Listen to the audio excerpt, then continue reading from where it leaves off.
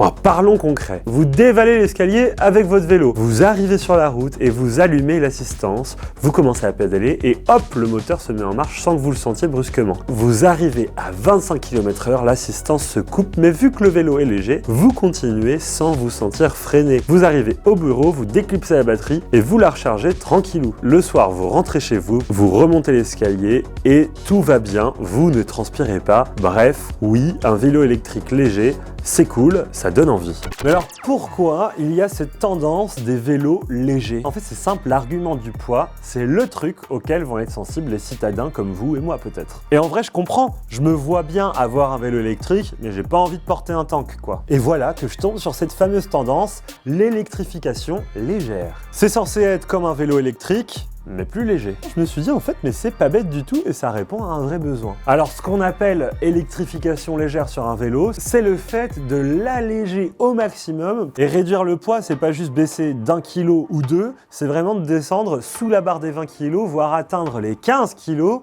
Et oui, c'est pas un rêve, un vélo électrique à 15 kg, ça se fait. Et vous allez me dire, attends, mais c'est quoi les compromis pour baisser autant le poids du vélo tout en gardant une assistance électrique? Eh ben, je vais vous en parler.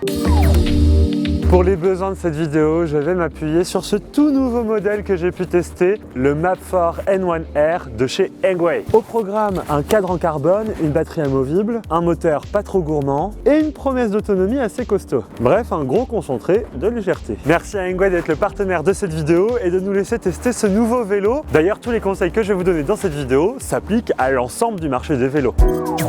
Bon, pour un vélo électrique léger, on s'attend à un vélo électrique léger. Celui-ci, il fait 15,6 kg. C'est évidemment plus lourd si vous êtes habitué à un vélo mécanique hyper léger. Faut savoir quand même qu'un vélo électrique de base, ça va peser entre 20 et 30 kg facile. Autant vous dire que c'est pas très portatif comme format. Alors qu'ici, on le monte, on le descend de l'escalier sans avoir à se transformer en bête de muscu. Grosse mention spéciale à ce cadre en carbone, 1,28 kg. Et c'est très léger. Et c'est censé absorber les chocs.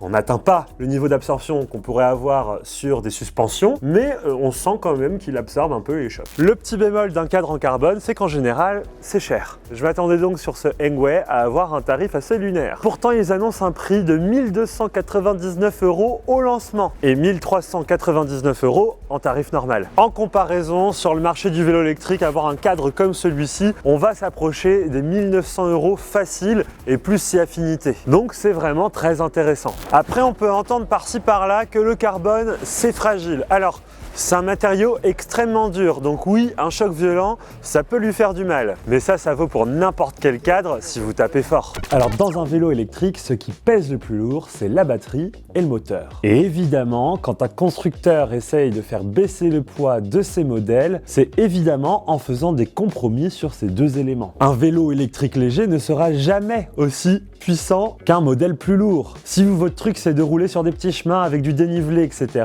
passez votre chemin et orientez-vous vers des vélos plus lourds. Par contre, si vous utilisez votre vélo dans un milieu urbain pour aller au travail ou faire vos courses, vous n'avez pas besoin d'un monstre de puissance. D'autant que plus le vélo est léger, moins la batterie et le moteur devront être puissants. Bah oui, parce qu'il y a moins de poids à entraîner, donc c'est moins gourmand en énergie. Bon, vous êtes en droit de vous demander, est-ce qu'un vélo électrique plus léger égale moins d'autonomie? Bah pas forcément, puisque le vélo est plus léger, la batterie, vous allez moins la solliciter. Ce qui va compenser naturellement la capacité inférieure par rapport à un vélo électrique plus classique, plus lourd. Bon, ensuite on passe au sujet de la batterie. Pour un vélo électrique standard, on a généralement une batterie qui pèse entre 2,5 et 4 kg. Là, sur ce Engway, je suis à 2,5 kg, donc c'est une batterie légère. Qui plus est, une batterie Samsung qui, du coup, est quand même une référence et donc pourra être changé assez facilement en pièces détachées. Du coup, si vous êtes comme moi et que vous n'avez pas de prise électrique au garage, vous pouvez juste prendre la batterie avec vous et la recharger dans votre salon. Ça évite de trimballer tout un vélo dans un ascenseur parfois inexistant. Alors ce vélo, il est annoncé à 100 km d'autonomie en mode éco. Vous connaissez, ça souvent c'est un peu du marketing. Derrière, moi je pense qu'on est plutôt sur une autonomie entre 50 et 70 km selon le mode d'assistance que vous mettez. Évidemment, si vous mettez l'assistance à son maximum, la batterie va plus vite fondre que si vous le mettez en mode éco. Et regardez, après 40 km de circulation, alors à plat et avec une vitesse d'assistance moyenne, je n'ai consommé qu'une seule barre sur la batterie. Alors évidemment, on n'a pas un moteur façon motocross. Ici, on parle d'un couple de 40 Nm, alors qu'un vélo électrique plus classique, plus lourd, va plutôt monter à 50-70 Nm.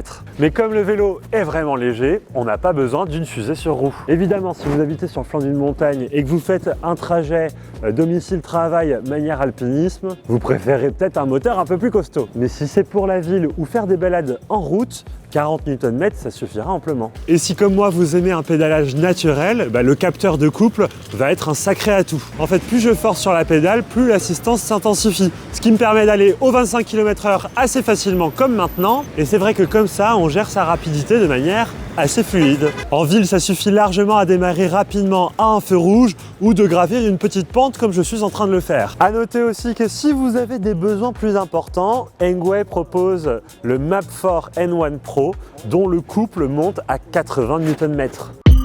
En soi, vous n'avez pas besoin d'un vélo connecté ou d'une application pour faire tourner les pédales et vous faire avancer. Donc à titre perso, je peux pas vous dire que choisir un vélo connecté est essentiel pour faire votre choix. Mais qu'on se le dise, il y a certaines fonctions sur les vélos connectés qui peuvent être bien pratiques. Surtout quand vous êtes un peu fan comme moi de tech, c'est cool de pouvoir interagir avec son vélo à distance. Alors si votre vélo est connecté, les fonctionnalités à regarder, c'est les fonctionnalités de sécurité et d'antivol. Certains vélos ont un tracker GPS et un capteur de mouvement pour que le vélo fasse sonner une alarme lorsqu'il est censé rester arrêté. Et à ce moment, vous pouvez le suivre via l'application lorsqu'il est volé. Les autres fonctionnalités qui peuvent valoir le coup, ça peut être le fait de paramétrer la puissance de son moteur. Comme ça, vous pouvez vraiment adapter le comportement du vélo à votre façon de conduire. Et pour finir, c'est aussi très intéressant de pouvoir compter les kilomètres parcourus avec son vélo. Ça vous permet de savoir quand est-ce qu'il a besoin d'une petite révision ou d'un nettoyage de chaîne ou de remplacement des pneus. Engway a une appli qui vous donne la distance parcourue, le niveau de batterie, la météo du jour et la position GPS de votre vélo. Je peux même faire sonner le vélo. Ça marche. Pratique si vous ne savez plus où est-ce qu'il est garé. Est-ce que c'est indispensable? Je dirais peut-être pas pour tout le monde, mais qui peut le plus peut le moins. Parce que toutes les commandes sont disponibles sur le tableau de bord. Mais si vous aimez ce petit côté je pilote mon vélo avec mon smartphone, c'est plutôt pas mal. Allez, on passe au sujet qui fâche, le prix. Est-ce qu'en 2025, il faut mettre beaucoup d'argent dans un vélo électrique? Eh ben, ça dépend de ce que vous voulez en faire. Si vous cherchez un vélo électrique de qualité avec un moteur puissant et une fourche télescopique, je peux vous dire que oui, les bons modèles vont coûter assez cher, autour des 3 000 € et plus. Par contre, si vous voulez un vélo pour une utilisation occasionnelle ou pour juste aller à votre travail rapidement, oui, un vélo électrique léger peut faire l'affaire. Tout simplement parce que ces vélos électriques légers font des compromis sur la batterie et sur le moteur qui sont les pièces les plus chères sur un vélo électrique. Les constructeurs font donc de belles économies sur les composants et ça se ressent sur le prix final. Et c'est dans ce cas-là que vous pouvez trouver un bon vélo à moins de 2 000 €, voire des 1 500 €. Bref, pour un premier achat de vélo électrique, le vélo électrique léger peut être une bonne porte d'entrée, car souvent moins cher que les gros vélos et surtout plus maniable. Sur ce Engway, on est à 1 299 € pour le prix de lancement et 1 399 € pour le prix officiel. Ce qui le positionne quand même très bien sur le segment des vélos électriques légers, il est même plutôt en dessous de la moyenne. Sans oublier que vous pouvez avoir des aides à l'achat. En Ile-de-France par exemple, ça peut aller jusqu'à 400 €. Et si je fais le calcul, ça vous sort quand même un vélo à moins de 900 € en carbone. Et ça, c'est plutôt cool. Après, pour rendre un vélo électrique léger, toutes les marques ont des stratégies différentes. Certaines vont préférer faire des compromis sur les accessoires, retirer les garde-boue, les lumières, les porte-bagages. D'autres vont mettre un moteur d'une plus petite capacité pour réduire le poids, mais aussi la consommation de batterie et mettre donc une plus petite batterie qui sera plus légère. Et là, c'est à vous de voir ce qui est le plus cohérent avec vos besoins. En résumé, si vous cherchez un vélo qui ne vous fait pas mal au dos lorsque vous voulez le porter, et même que vous pouvez pousser un peu au-delà des 25 km/h, étant donné qu'il est léger, on peut filer un peu plus. Et ben un vélo électrique léger, c'est vraiment intéressant. Et notre partenaire Engway avec son vélo Map4 N1R démontre qu'on peut avoir du carbone, une batterie amovible, un moteur suffisamment puissant et une autonomie honnête sans avoir à dépenser 3000 balles quoi. Il y a toujours une petite question qu'on peut se poser, est-ce que c'est vraiment nécessaire d'électrifier un vélo s'il est léger? Parce que quand c'est léger un vélo, il y a moins de coups de pédale à envoyer avec ses jambes jambes puisqu'il est léger, un vélo de 30 kg, que je sais pas si vous avez déjà essayé de mettre un coup de pédale sur un vélo électrique éteint quand il pèse 25 kg, c'est pas la même limonade quoi. Et je comprends que vous puissiez vous poser la question, est-ce que l'électrique va pas simplement être un peu superflu par rapport à un bon vélo mécanique? Je vous avoue qu'à titre personnel, c'est une question que je me pose aussi. Et pourtant, j'ai essayé ce vélo pendant 30 bornes et je peux vous dire que c'était quand même assez agréable de pouvoir vraiment bastonner en termes de vitesse et en même temps ne pas transpirer quand j'arrive au bureau. Bon, si ce Mapfort N1R vous intéresse, sachez que j'ai mis tous les liens dans la description.